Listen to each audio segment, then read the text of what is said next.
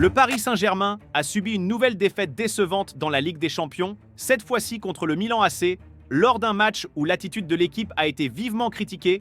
Luis Enrique a une fois de plus opté pour une formation en 4-3-3 hybride, une décision qui a soulevé des doutes et a alimenté les critiques concernant sa stratégie tactique et le style prévisible de l'équipe. Malgré les apparences, cette formation n'a pas réussi à répondre aux attentes, comme en témoigne la défaite précédente face à l'équipe anglaise. Le milieu de terrain du PSG a été dépassé par le pressing constant de l'équipe milanaise, tandis que la défense a eu du mal à initier des relances courtes, laissant l'équipe parisienne vulnérable aux attaques adverses. Les critiques à l'encontre de Luis Enrique se sont intensifiées, le qualifiant de tacticien trop prévisible, incapable de s'adapter. Certains n'ont pas hésité à critiquer son dogmatisme et son manque de remise en question.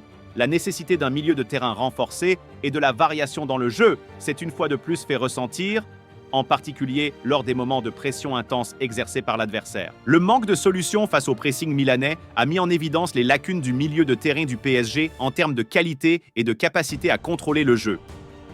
Malgré le fait que tout le monde était satisfait des trois milieux, la réalité du terrain semble prouver le contraire, que niveau quantitatif, le milieu n'est pas assez fourni. En outre, la maladresse de Dembélé et la tendance du Paris Saint-Germain à vaciller sous la pression ont été soulignés comme des points faibles récurrents dans les performances récentes de l'équipe. L'inconstance dans les moments cruciaux du match a coûté cher au PSG, comme en témoignent les résultats contre Nice et lors des matchs à l'extérieur en Ligue des Champions. À ce stade critique de la compétition, le Paris Saint-Germain se retrouve sous pression, risquant une élimination précoce s'il ne parvient pas à s'imposer lors du prochain match. Voici les notes. Donnarumma, 5. Dans un contexte hostile, et alors qu'il n'est pas le meilleur pour maîtriser ses émotions, il aurait pu dégoupiller dans son ancien jardin. Au contraire, il a maintenu Paris dans le match en multipliant les parades, peut mieux faire sur le premier but. Achraf Hakimi, 4. Mangé physiquement par Leao. Il a souffert face au prodige portugais. Skriniar, 3. Nul malgré son but. Il est nul et tellement lent. Marquinhos, 4. Peu rassurant à l'image de l'équipe, il a sombré. Hernandez, 4. Le Parisien a plutôt bien défendu, mais il a manqué de personnalité offensivement. Ugarte, 3. On ne reconnaît plus le patron du milieu parisien.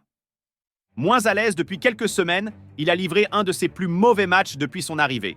Zaïre Emery, 4. Le jeune prodige du PSG a perdu des ballons dangereux et il a manqué d'impact.